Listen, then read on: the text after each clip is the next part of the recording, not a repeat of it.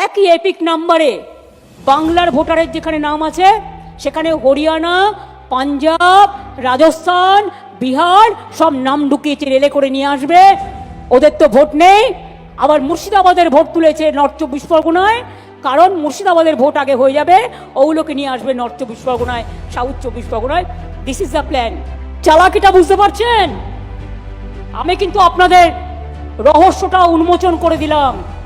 এরপরে দায়িত্ব আপনাদের। আর বাংলার মানুষকেও আবেদন করব, আপনারা আপনাদের ভোটার লিস্টটা দেখে নিন প্লিজ, দয়া করে।